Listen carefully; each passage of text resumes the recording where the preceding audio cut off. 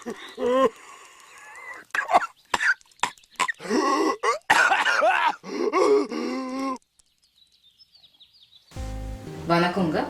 இது அறுசுவை அன்னம். இப்போ நம்ம சளியால் வர இரும்பலுக்கான ஒரு பாட்டி வைத்தியம் தான் பார்க்க போகிறோம். மழை காலத்தில் பசங்க இரும்பல் சளினால் ரொம்பவே கஷ்டப்படுவாங்க. அதுவும் பார்த்திங்கன்னா நைட்டில் அவங்களுக்கு மூச்சு விடவே ரொம்ப கஷ்டமாக இருக்கும்.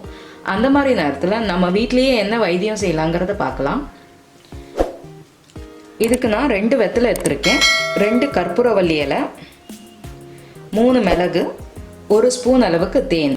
இந்த 4 பொருட்களை வச்சு தான் நம்ம இப்போ கஷாயம் செய்ய போகிறோம். இந்த வெத்தலையை இந்த காம்பையும் எடுத்துருங்க, இந்த நுனியும் இது மாதிரி கிள்ளி க்ளீன் பண்ணிக்கோங்க.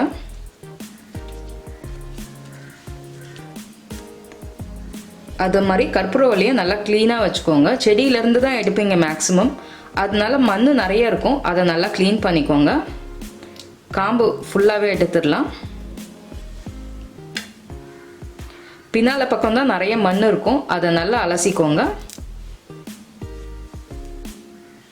இந்த மிளகை தட்டி எடுத்துக்கலாம். இது மாதிரி ஒன்றும் பாதியமாக தட்டிக்கோங்க. இப்போ நம்ம கஷாயம் செய்யலாம். 1 டம்ளர் அளவுக்கு தண்ணி விட்டுக்கோங்க. இந்த கற்பூரவள்ளி இலையை இது மாதிரி கிள்ளி சேர்த்துக்கலாம்.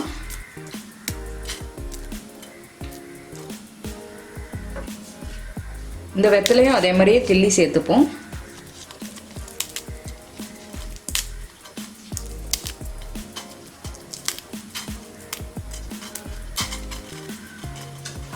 அதோட இந்த மிளகு இது நல்லா கொதிக்கட்டும். இதில் சேர்த்துருக்க கற்பூரவள்ளி, வெத்தலை, மிளகு 3மே பார்த்தீங்கன்னா உங்களுக்கு சளி இரும்பலை சரி செய்யறதுக்கு உதவி செய்யும். இப்போ உங்கள் வீட்டில் கற்பூரவள்ளி செடி இருந்தாலே அந்த ஸ்மெல்லே உங்களுக்கு மூக்கடைப்புலேருந்து பயங்கர ரிலீஃப் தரும். அதனால் வீட்டில் கட்டாயமாக ஒரு கற்பூரவள்ளி செடியை வச்சுக்கோங்க. மார்பு சளி இருக்கவங்க கூட இந்த கஷாயத்தை எடுத்துக்கலாம். கொஞ்சம் கொஞ்சமாக உங்களுக்கு ரிலீஃப் கட்டாயமாக தெரியும். இது நல்லா கொதிச்சு பாதியாக வர வரைக்கும் நீங்கள் வெயிட் பண்ணுங்கள். அந்த இலையோட கலர் மொத்தமாக அந்த தண்ணியில் வந்துடும். அதுக்கப்புறமா நீங்கள் எடுத்துக்கலாம்.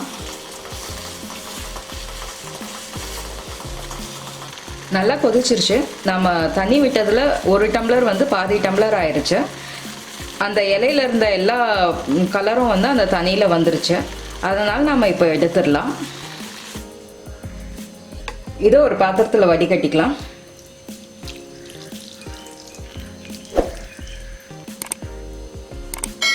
ஒரு டேபிள் ஸ்பூன் அளவுக்கு தேனை அதை சேர்த்துப்போம். நல்லா கலந்துக்கோங்க. இது சின்னவங்கள்லேருந்து பெரியவங்க வரைக்கும் எல்லாருமே குடிக்கலாம்.